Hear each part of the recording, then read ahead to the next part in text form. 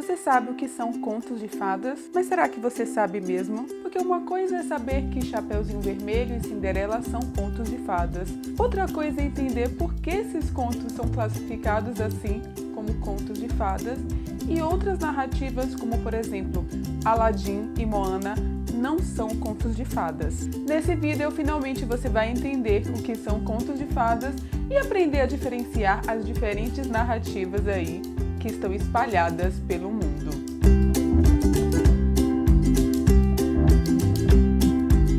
Aproveite para se inscrever no meu canal e confira a lista que eu deixei aí nos comentários sobre as verdadeiras histórias dos contos de fadas, que são episódios especiais que saíram aqui onde vivem os livros e ainda vou fazer novos, onde eu conto para vocês as verdadeiras histórias dos mais famosos contos de fadas.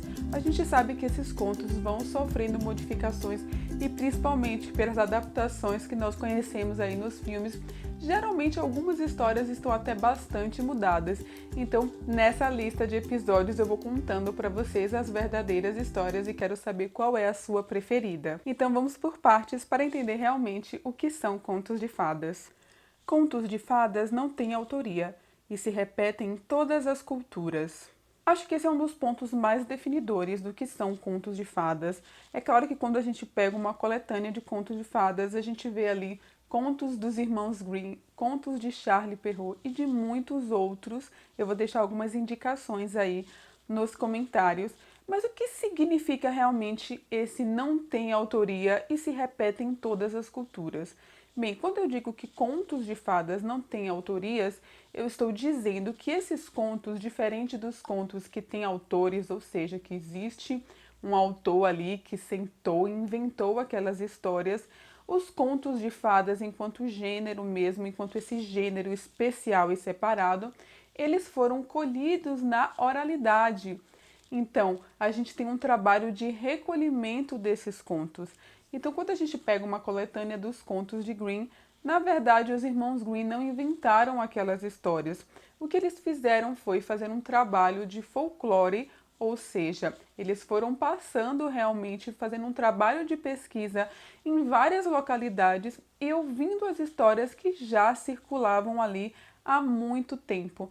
Tanto tempo que ninguém sabe exatamente como começou. Então era um trabalho realmente de passar e ficar ouvindo histórias e registrar e perceber quando as histórias vão mudando alguns pontos, mas também aquilo que elas têm de mais significativo, ou seja, uma história como Chapeuzinho Vermelho, ela acaba sendo muito consistente, apesar de muitas pessoas diferentes contarem, de mudarem uma coisinha ali, outra ali, mas o enredo ele permanece o mesmo. E quando eu digo que esses contos de fadas se repetem em todas as culturas, eu não estou dizendo apenas que agora alguns desses contos se tornaram tão conhecidos que eles se espalharam pelo mundo, mas eu estou dizendo que desde muito tempo, ou seja, estou falando aí de muitos anos atrás, de séculos atrás, os continentes, eles em geral têm alguma variação dessas histórias de contos de fadas mais conhecidas. Às vezes a gente tem algumas diferenças culturais, então, por exemplo, numa determinada localidade, porque tem lobos ali, o lobo mau vai aparecer numa história do tipo Chapeuzinho Vermelho, que é a história de uma menina que entra na floresta e aí ela não obedece ali o conselho da sua mãe e acaba sendo aí pega pelo lobo. A gente vai ter algumas modificações ali no final. Em outras culturas não vai ser um lobo mau, vai ser um outro tipo de bicho ali, provavelmente representando mais aquela cultura. Mas quando a gente observa o enredo, a gente percebe que se trata da mesma história.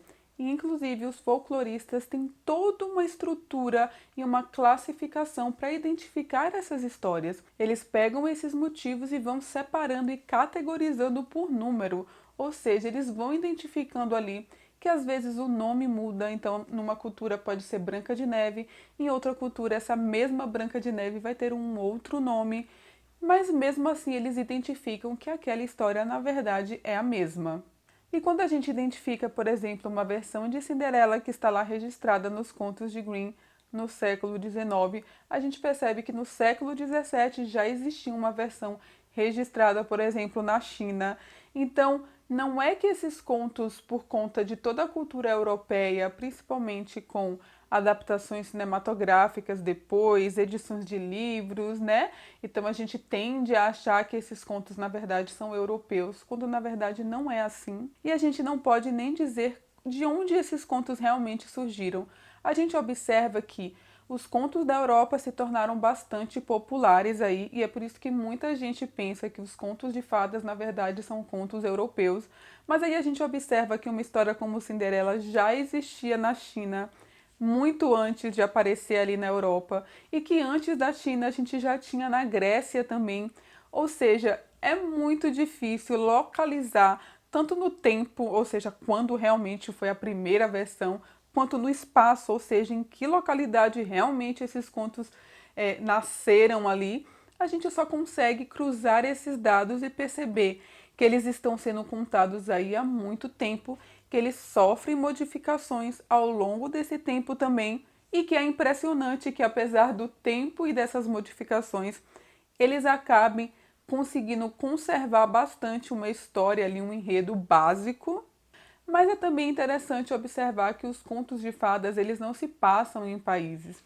E aí vem outro ponto muito interessante para aprender sobre eles. Contos de fadas se passam num tempo e num reino próprio. E essa é uma definição de J.R.R. Tolkien, que escreveu O Senhor dos Anéis, e ele conversou bastante sobre isso no ensaio dele sobre contos de fadas, que está no livro Árvore e Folha. Nesse livro, o Tolkien vai descrever realmente o que são contos de fadas, e ele fala que é realmente uma tarefa difícil definir o que são contos de fadas, mas ele fala uma das coisas mais brilhantes sobre o que são esses contos, e é o fato de que eles são contos que existem num mundo de fantasia, um mundo de fantasia próprio, um mundo fantasioso do conto de fadas.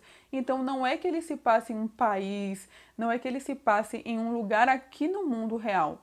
Não. O conto de fada é num reino distante há muito tempo, é no seu próprio lugar, é num mundo onde a magia realmente é possível. É muito diferente, por exemplo, de uma história como Alice no País das Maravilhas ou O Mágico de Oz, em que a gente tem o nosso mundo real aqui, o planeta Terra, as cidades que realmente existem, e aí por algum portal ou por alguma situação inusitada, a gente acaba entrando nesse outro mundo que é uma espécie de mundo paralelo, tá? E também não é uma história do tipo Harry Potter, em que existe uma magia aqui no nosso mundo real e que as duas coisas meio que convivem. Não. No mundo fantasioso dos contos de fadas, a magia é possível, é super normal, é como se fosse as árvores que nós aqui no nosso mundo encontramos pelas ruas. E ela não se relaciona com todo mundo que realmente existe. Então, as culturas aqui, embora nas representações a gente possa representar realmente aí como sendo num país, usando as roupas históricas da época, mas a gente tem que pensar que o mundo de conto de fada é principalmente um mundo fantasioso, um mundo inventado e um mundo onde ele é a sua própria realidade. Outra coisa que o Tolkien fala é que esse nome Contos de Fadas realmente não é um nome muito apropriado, já que essas histórias não falam sobre fadas o tempo inteiro. Na verdade, as fadas propriamente ditas raramente aparecem. E é por isso que os folcloristas, quando falam de contos de fadas, em geral eles usam a nomenclatura contos maravilhosos, porque é muito mais próximo realmente do que são esses contos de folclore, né?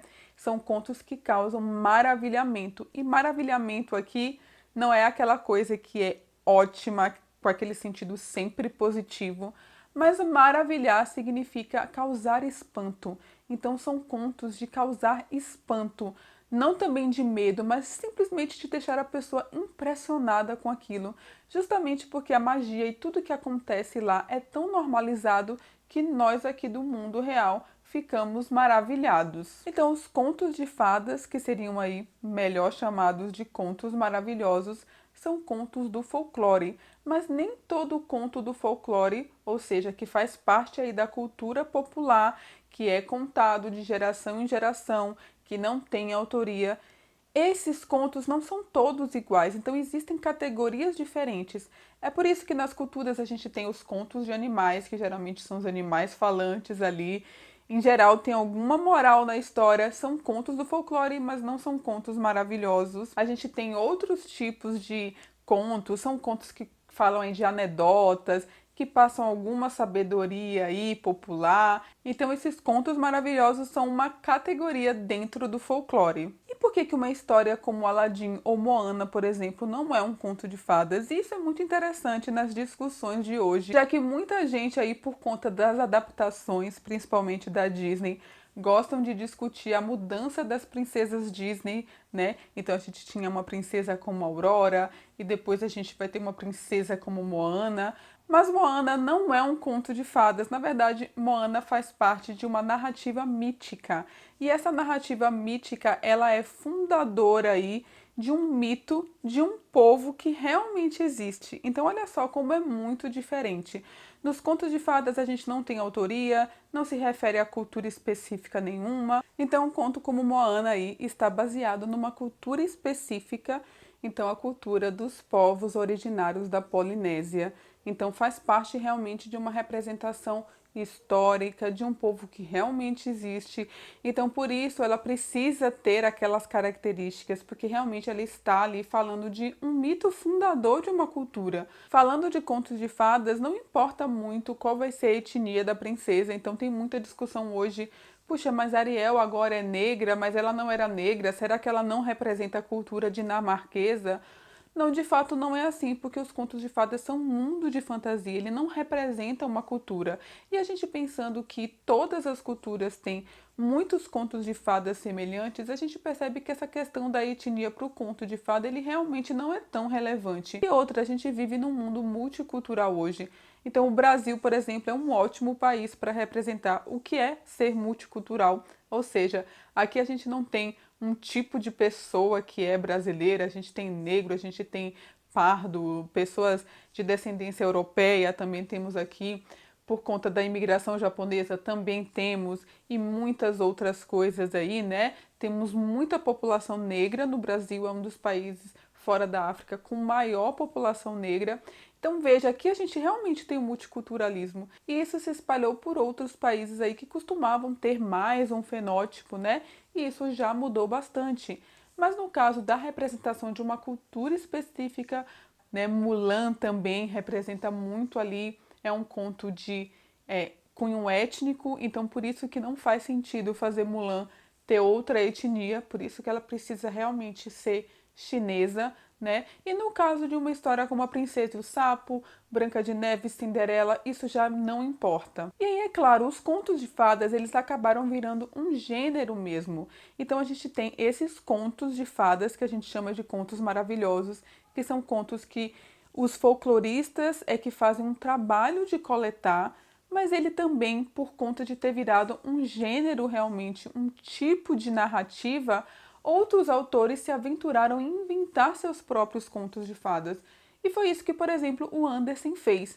Ele fez isso, claro, se baseando em muitas histórias aí, em contos que já existiram, mas ele realmente sentou e ao invés de ouvir essas histórias, ele colocou muito da sua originalidade e inventou novas histórias, aproveitando-se do material existente, mas também colocando muita da sua inventividade aí e criatividade. Então, se eu, por exemplo, quiser escrever o meu próprio conto de fada, enquanto gênero ele já está bem consolidado, ele não vai ser esse tipo de conto aí oral que eu vou recolher e fazer um trabalho de folclorista, mas eu posso pensar que enquanto gênero ele chegou num ponto em que pessoas podem, autores podem criar suas próprias histórias e aí ser classificado como conto de fada.